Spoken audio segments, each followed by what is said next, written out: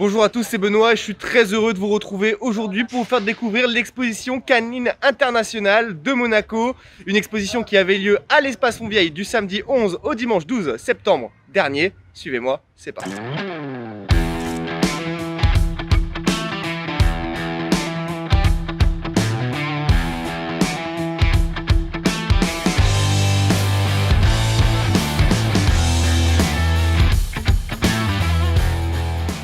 C'est une des expositions les plus prestigieuses au monde.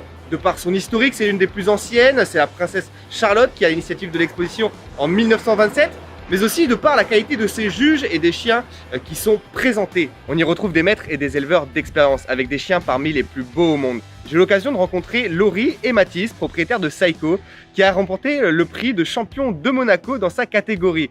Je suis allé leur demander comment est née chez eux cette passion pour les expositions canines et comment prennent-ils soin de leurs chiens lors de ces mêmes expositions. Nous sommes particuliers.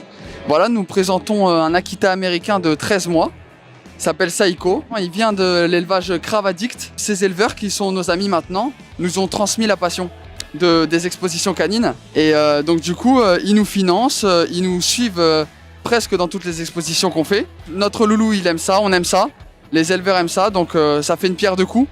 Avant de défiler, nous, en fait, notre routine, entre guillemets, quotidienne des expositions, c'est que on le sort de sa petite housse, de sa petite cage en tissu.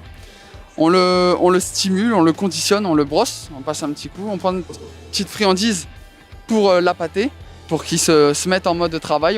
On lui met bien sûr son collier d'exposition, ça laisse de travail, pour vraiment qu'il se repère, qu'il sache que là maintenant il faut travailler.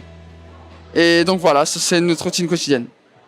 Vous l'avez compris, les expositions canines, c'est une histoire de passion, passion aussi du côté des organisateurs. Vous le savez, cette année, c'est une année particulière. Malheureusement, en raison de la pandémie de Covid-19, le public n'était malheureusement pas convié lors de cette édition. Et surtout, suite au décès de la baronne Elisabeth Anne de Massy, qui était la présidente de la Société canine de Monaco de 2011 à 2020. C'est sa fille, Mélanie Antoinette de Massy, qui en a pris la présidence. J'ai eu la chance de la rencontrer et de revenir avec elle sur les conditions de l'organisation d'un tel événement.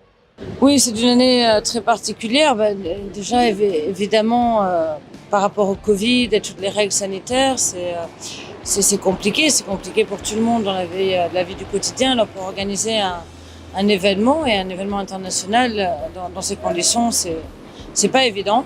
D'ailleurs, normalement, notre événement est toujours le premier week-end de mai. Et avec la situation l'hiver passé, nous avons pris la décision, et heureusement la bonne décision je pense, de déplacer l'expo en septembre, ce qui n'avait jamais été fait auparavant.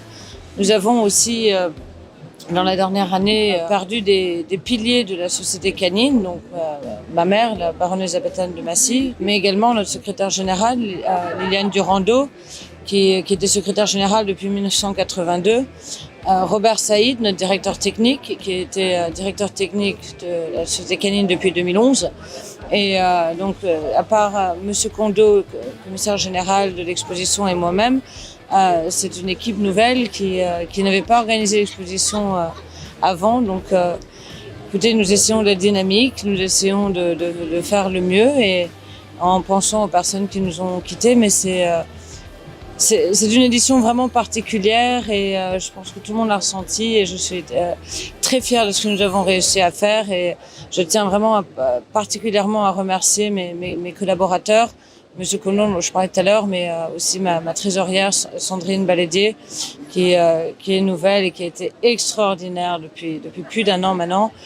Gilles Daon, qui a repris donc la direction technique, qui n'est jamais venu à l'exposition, et ils sont vraiment des personnes remarquables, et toutes les équipes qui ont participé avec nous, soit la direction, le service technique de la SPM, de la mairie, la SMA, les restaurateurs, le Café de Paris, le Monte Carlo Country Club, tout le monde a été d'un grand soutien, et ça m'a énormément touchée, et je tiens à les remercier.